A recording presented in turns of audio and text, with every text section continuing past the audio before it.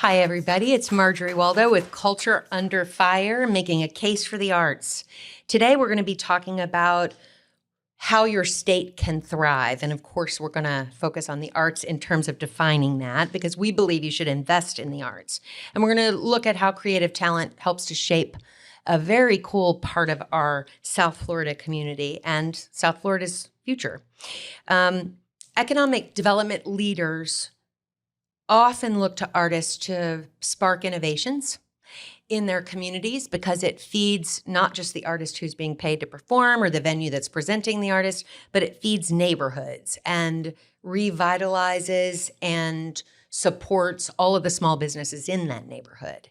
So I invited Mr. Stephen Anthony today. He is the Economic Development Director of the City of Miami Beach. Awesome. No, thank you, Marjorie. I appreciate being here. This is fantastic. I'm glad you're here. You drove for like 16 hours from the city of Miami Beach to get here. It certainly felt like it. So it took some effort, and I'm really grateful that you made that effort. Thank you. So talk to me about yourself. Don't start with the city. Start with Stephen. Sure. Who are you? So I'm originally from Kansas City, Missouri. Born and bred. I was born and raised. Spent all of my young childhood growing up there. Of course, from there I moved to New Orleans. So I moved to the city of New Orleans. This is where I went to undergrad. Had a heck of an experience, growing up in New Orleans, which is also a very big arts and culture community. Yeah. So that really fits into the story, and you probably see a little bit of that just throughout my story in general, right? You'll hear about arts and how culture helped define me, but that time in New Orleans was very special for me. For a long time, I considered New Orleans my second home. It's a beautiful place. Even though after Katrina, there's a pretty significant difference in what it looked like before and after Katrina. For sure. But it's a pretty magical place. No, absolutely. And plentiful bad things that you can get into trouble with if you're not careful. So your mother was very brave to send you there undergrad. There is. No, it was a great place to go and sort of spread my wings and become an adult at some point. Katrina was actually my senior year of undergrad. Wow. So you lived it. I lived the experience. And so I actually got a chance to see the shaping of New Orleans before and after. And I remember saying this to someone that, after Katrina and being able to go back there, and when I went back to finish, I realized that was probably, unbeknownst to me, was probably my first sort of experience into what economic development is. Isn't that a great thought, though? Because I can't imagine a more complicated rebuilding of a city on every level. Absolutely. So you're right. I'd never thought of it that way. Absolutely. I think it was the first time I got a chance to see just how, if you're not intentional around the rebuilding of a community, just how much things can get lost, right? The spirit of a city can get lost. The culture can get lost. It can get lost in translation. It can move to other places. So if you're not intentional about rebuilding, those are some of the things that can happen. Yeah, that's very interesting. I hadn't really thought about that. So after New Orleans, you went back to Kansas City? I went back to Kansas City for a very short period of time before I ultimately moved to Washington, D.C., and spent basically most of my adult life in D.C., prior to moving back to Kansas City for a few years and then ultimately finding myself right here in Miami Beach. And when you went to D.C., you were entrepreneurial in spirit, yes? Yes. So you weren't the economic development director of a city in that area. I wasn't. So I'm a former banker. And so I spent my years being a banker in D.C. before I ultimately started my own private equity firm. Okay. And so I learned a lot from that space. I think what ultimately brought me into economic development full time was seeing the banking community, financing real estate transactions, financing businesses, and realizing just how transformative that could be. And I think that's what ultimately brought me into a space, because I said, if I really want to make an impact in a community, how do I actually, outside of capital, how do I actually help transform that? How do I actually be a part of that transformation for a community? And that's what brought me into economic development. I saw it firsthand in a very tangible way. It's really cool. And I do think that the planning part is often lost on people. For sure. I think that people often decide more is better. Yes. And either build more almost randomly, Yes. or Yeah. build less because you want to hang on to the vibe of the city that you've lived in for a long time. Right. So it's a really tricky balancing act. It is, and it's as economic developers, that is it becomes a skill, and it's almost what is that, art and a science. Mm-hmm. It's one of those types of things, Mm-hmm. right? Like the most skilled are the ones that can find that balance, can say, okay, how do we balance growth with preservation? Right. How do we keep the essence of a city while at the same time wanting to bring new residents in and give them resources and have all the things that you Right. need in order to help a community thrive. And so it's that skill, that art that comes to have to balance those two things. And, just I want to see if I can find any data, but if the Americans for the Arts, Mhm. which is a national organization, For sure. says that if you look closely at thriving cities, you'll see that there are cities that have neighborhoods with higher concentration of cultural resources available, For sure. that they are higher levels of civic engagement, stronger social cohesion, better Yeah. better child welfare outcomes, and lower poverty rates. Yeah. I find that very interesting. No, you're absolutely right. I think, even as a couple of years ago, the arts and culture generated $151 billion in economic impact. I didn't say million. I want people to hear that, like $1 billion, right? And almost half of that is within the institutions themselves. Yes. Their amount of spending. The other half of that is the events and so forth that around that helps generate. That's correct. And so it is a true economic engine for communities. I couldn't find any data on the city of Miami Beach, but I found for the fiscal year 2015, the Arts and Economic Prosperity calculator for the city of Miami said that they spent $487 million plus. And if you include audiences and their spending at wraparound events, going to bars or restaurants or whatever, stores, $750 million in the city alone of Miami, which doesn't even include your city or Homestead or any of the surrounding municipalities. So that tells you something, right? Sure. I mean, that's just in the city of Miami. And Miami Beach has always been a very big cultural place, right? The arts and culture is huge. You have the Art Deco community, right? The Art Deco buildings, all of that is where people actually come just to see in Miami Beach. So you think about all the different aspects of what that looks like. Those numbers speak volumes. Right. Although the fiscal benefits for every municipality of infusing arts and culture into their cities is incredible. Right. It's also important on so many other levels, like livability or the reason that people want to move to that place. Right. You told me when we first talked about the 5 pillars that you see economic development standing on, right? For Your sure. job as an economic development person. Yeah. And 2 of them relate directly to what I'm trying to express. So you want to tell us what those 5 pillars are? Yeah, no, absolutely. So I always say this, no matter what community that you're a part of, you have to look at these 5 areas. Now, based on where you are, the weighting may be different, right? And so business development, how do you bring in top-notch businesses that provide high-paying jobs for the residents of your community, right? That's a big thing. That's first and foremost in the list. And then you think about real estate development. We all need places to shop, to live, to do all of those things, have all those amenities and so forth. You think about entrepreneurship, which is your small businesses, right? How do you make sure that they're staying in a community or thriving in a place? Because small businesses generate over 90% of the jobs for a community. Really? Most people don't realize 90%? 90% of your jobs across the country Okay. are actually generated by small businesses. And so those things are important to remember when you're thinking about how do we construct communities that help communities thrive. If you think about what happened during the pandemic 5 years ago, a lot of people in the Northeast were trapped. They literally could not go outside and freely move around in the wintertime because it was cold. They couldn't eat outside. They couldn't do outdoor activities. That's right.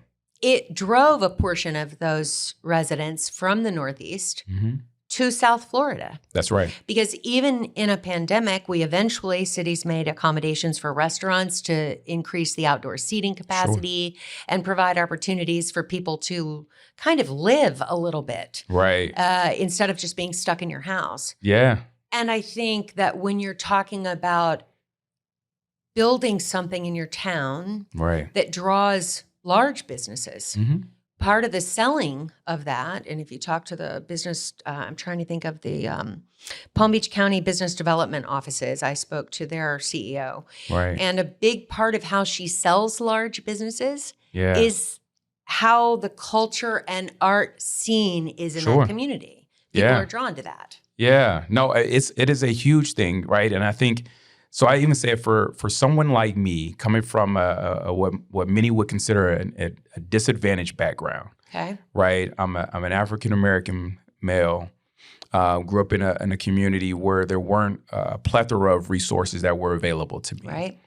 And one of the things that allowed this young Black boy to be able to see beyond the community and those few blocks of his neighborhood was the arts, right? I saw possibilities. I saw things that were bigger than myself. There was things that made me curious about the outside world. And was that in your schools or as a result of parenting, your mom trying to get you out to see new things? Yeah, it was absolutely a combination of the both. Right. I had some mentors in school that were certainly exposed. Okay. My mother was big in education. Okay. That was a big thing for her. She was that was something that she really believed in. And so it was something that me and my siblings absolutely, we knew we had to go down that path at some point. But it was the exposure that was just so big for us, right? And being able to be exposed to something that's a little bit different, right? When you see Egyptian art somewhere and you're like, well, where is that from? Well, it's a place called Egypt. Okay, so where is that at? And now you become more curious as a young person. You become exposed. And so when folks are saying that you need exposure to arts and culture for a community to help communities thrive, people have to be able to see something beyond the four corners that they're at. So that's one of those things that help drive communities. And it helps unite members of a community. For sure. I mean, we're at a very volatile time right now where people are, they disagree a lot about a lot of things. Yeah. And what I think is a really fun thing to watch, we are Arts Garage does cabaret style tables for most of our events. Okay. So it's a table of 8 and you buy a certain number of seats to that table. You don't buy a seat number, you just know you're at table 17. Yeah. You could be with 6 people you've never met before who also bought tickets at that table. And you see people engage with, you know how you said getting curious based on something you're exposed to, right? Right. So if you see somebody who is from a completely different culture, presenting music or a theater topic or a comedian who gives you their view of the world, it helps you get a little closer to something you didn't know about. For sure. And that little tiny community, that little microcosm of a community sitting at that table together, share pretzels and conversation. Yeah. And it's a unifying experience because you're sharing that event. Yeah, no, that's exactly it, right? I mean, when you share food, it also does something to you as well. Yeah. And so brings us all together. It brings us all together. Yeah. And so I think that, when you just have those types of experiences with folks that are different than yourself, there is something that bridges the gap, right? And I think that when you think about building communities and you think about doing that intentionally, I will say that word over and over again. Yeah. When you think about doing it intentionally, there is something that comes along with being able to have a solid arts and culture environment within your community. Absolutely, especially if the organizations that are part of that make sure they use their platform in a way that includes members of the community who may not otherwise have access, right? For sure. Which is something Arts Garage takes really seriously. And we try to build in as many things as we can for seniors and for school-age kids who can come for free. A lot of our donors are passionate about both the arts and children, for example. A lot of donors are interested in supporting seniors who are on very limited incomes.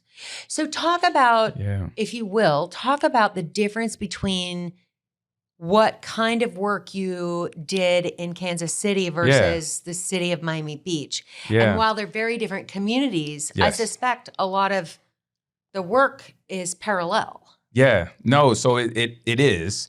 And so it's interesting. So in Kansas City, most people don't realize this about Kansas City. I remember they did a study several years ago, and they asked people that weren't from Kansas City, what was the number one thing that they thought about when they thought of Kansas City? Most would assume sports. Yeah. The Chiefs. Or barbecue. Oh, how funny. Okay. That would be the first two things that most people would think of. Yes. Interestingly enough, people actually said the arts. Really? In Kansas City, because you have the Nelson Atkins Art Museum, you have the Kauffman Center for the Performing Arts, you have the Negro Leagues Baseball Museum, you have the American Jazz Museum. There are a number of different cultural institutions. I did not know the American Jazz Museum was there. Right there on the historic 18th and Vine area. And so most people don't realize just how big the arts and culture is in Kansas City. And I thought that was an interesting stat because the first thing I thought about was, sports and barbecue. Why? Of course, this is Kansas City, and I grew up there. And so it's one of those types of things that I think that you don't always think about and realize you even take it for granted to a certain extent and realize that it was something important. So the work that I did there was wanting to leverage the cultural institutions that were there to help build up the city, right? And understanding that the city was on a bit of a trajectory. It had been known as flyover country for a long time. It was a bit of a hidden gem. And then you start winning Super Bowls and championships and all of those things, and people start recognizing you as a city. And then as you do that, you now have to figure out, how do I manage growth as a city? How do I do it also in a way that is inclusive of every part of Kansas City, right? We want to make sure everyone can win. How large of a city is that? So it's a city total of about 500,000 residents in Kansas City proper, but it is a broad area. It is a huge area. And so you think about that aspect. So a lot of the work I did was really making sure that the growth was intentional, that it was big, and making sure that everybody could participate. I think one of the biggest things that I was most proud of is the number of jobs to be able to provide, but also raising the wages that those jobs provided. Super important. That was a big deal for me. And so there are a lot of similarities.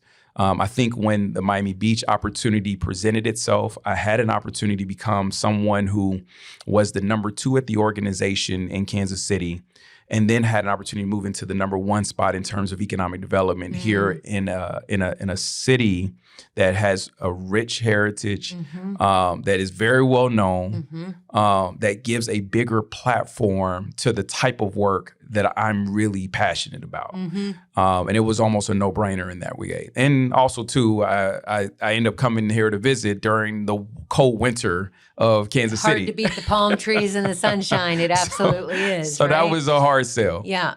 Yeah. But it was good to be able to see both those similarities and the differences between the two areas. And so understanding there was a rich cultural heritage in Kansas City, also rich cultural heritage here in Miami Beach. And those two things were things that were really big because I needed that as the center of which to grow anything from. Right. Yeah, absolutely. Can you talk about what you think the return on investment is for infusing arts and culture? We touched on it briefly. We talked about the increase in livability and the desire for people to, like in Kansas City's, what did you tell me that you did? You did a survey and arts and culture came close to the top. Yep. We know those things, but how would you quantify the return on investment if you were forced to? I think there's certainly been some information that's been put out there, and I mentioned the stat, right? You had economic impact from arts and culture a couple of years ago. I think this survey was done in maybe 2022. That said, it generated $155 billion in economic impact. This is nationally. And then you break those numbers down, it's almost 50-50 in terms of the institutions they're spending themselves. Yeah, for sure. And then you look at just what people spend on arts and culture in general. I mean, they broke that number down further. It's 120 billion. And so when you think about what you're trying to build up a community, a lot of this revolves on, of course, South Florida revolves off of sales taxes and resort taxes and all of those different areas, right? So when you think about how do you drive more people to your area, how do you do that? Because the bulk of it is, if I'm going to go shopping somewhere, technically, I can go online. For sure. Right. And so what you're looking for now in today's day is an experience. For sure. Right. What gives you that experience? Right. Arts and culture.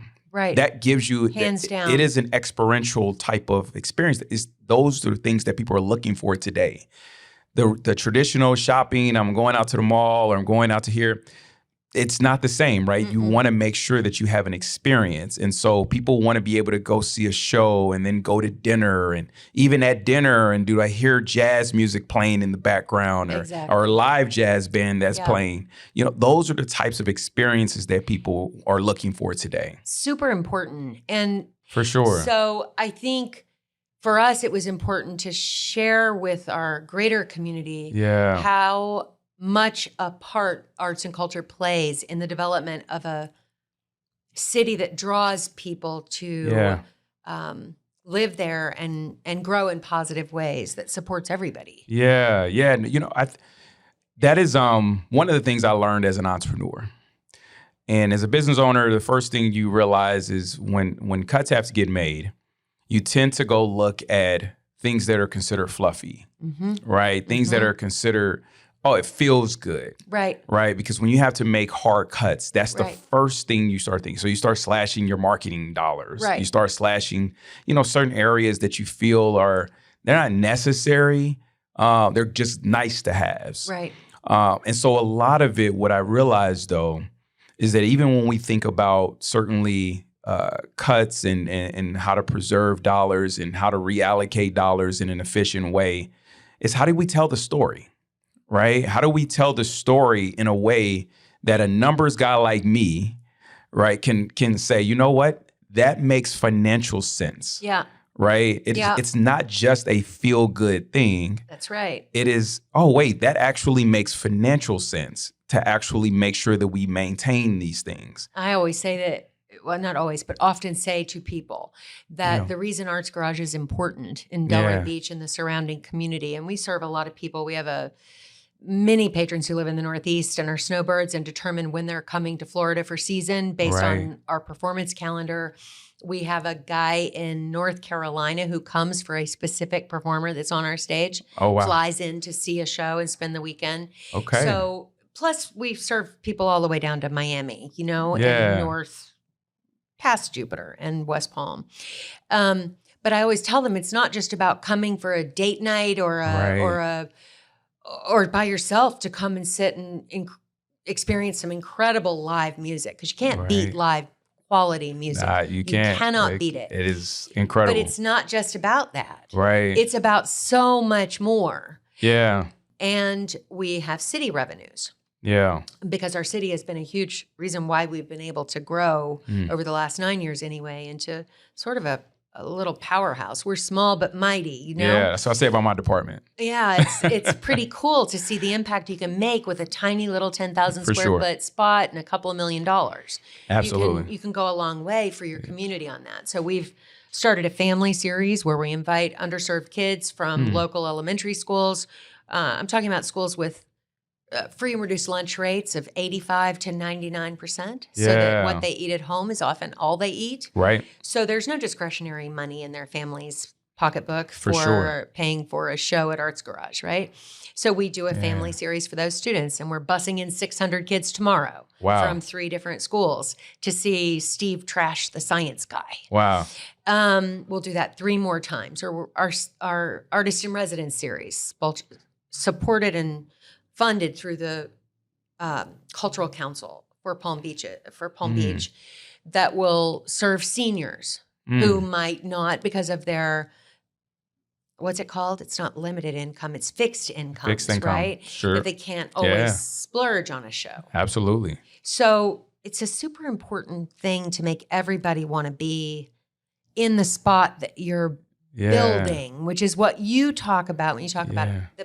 the planning and the development of how you want your city to look, For sure.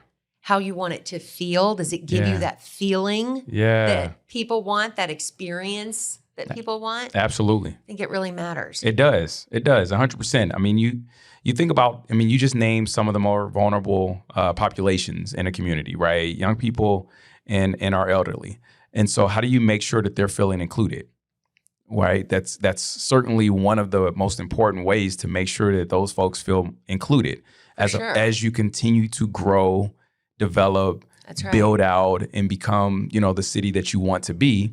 You got to also make sure that it's inclusive and a part of that, right? So every citizen, every resident of your community feels like they're a part of it. I always say I want to break the saying, I want to break the rule, which is that you can't be everything to everybody. And we kind of try to do that. Yeah. We try to analytically look at our surrounding community and make sure that we're serving everyone in some manner. You get that? Yeah. There's diversity access. that's important. You got to maintain some level of diversity. You can't just be, a one trick pony type of thing. That's exactly right. And so just making sure that while doing that you're also really paying attention to the things that you do really well. We've learned that the hard way with a couple of things. Yeah, yeah. Where we tried to expand disciplines of the arts. Yep. Like if you look at music by itself, we can serve every demographic in our community with different genres of music. Yeah, right? yeah. So Latin jazz versus Haitian jazz versus, Yeah. But if you start attempting to do too much and go too far out of your lane, it can be a losing proposition. And the business plan you can't just look through a lens of being passionate about the arts or the lens of being passionate about your community and serving your community. Yes. You have to look through a business lens. You do. I tell folks that all the time. Just because you operate a nonprofit, you still operate a business. Yes, you do. Right. And so you have to make sure that you're also looking at it from that perspective. Yeah. Because also, too, you have to think about it when we're talking about cuts and we're talking about preserving, money or reallocating money to projects that people feel like are more important. You have to be able to really tell the case. You have to be able to make the case on why something is important. And so looking at it and being able to communicate from a business perspective will help make the case, right? It will help you tell that story much better. Yeah, it does. And in the nonprofit world, in the last year or so, we've worked really hard at being able to more easily or accurately or passionately embrace the responsibility of showing our impact. Yes. Because often what we do is not numbers, so it's not quantifiable, it's more qualitative. Yeah. So we're working on being better at that, because the reality is that in a community that has many vulnerable populations, why should someone support Arts Garage when they can buy a bed for somebody who's never had a bed?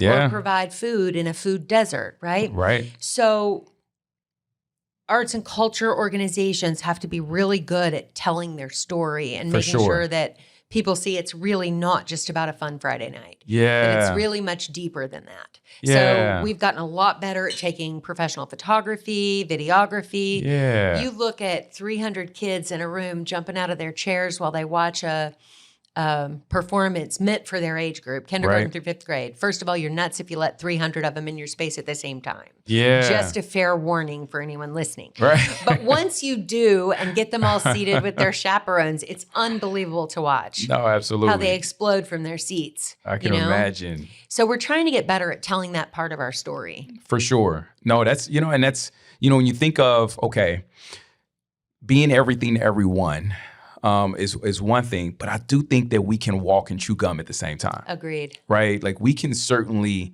be able to do one thing and also preserve certain aspects and funds for things that we know are important from an infrastructure standpoint and things like that. But at the same time, we can also make sure that folks have the amenities that make a community great. For sure. And so that's where, our arts and culture come into place. I wanted to ask you one more question, but I'm not sure if I can remember it. Hold on, let me think.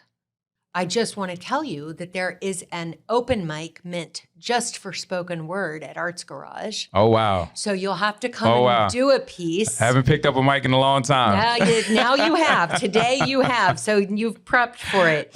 Stephen, thank you so much. Thank you. I appreciate it. It means the world to me. And I hope the audience understands that you drove an hour and a half to get here. Yeah, and no. more importantly, you got to drive 2.5 to get home. And I'm really grateful. I'm really grateful. It was a great conversation. No, I appreciate it. I hope that the audience will listen in. I hope you'll share the podcast Culture Under Fire with your friends.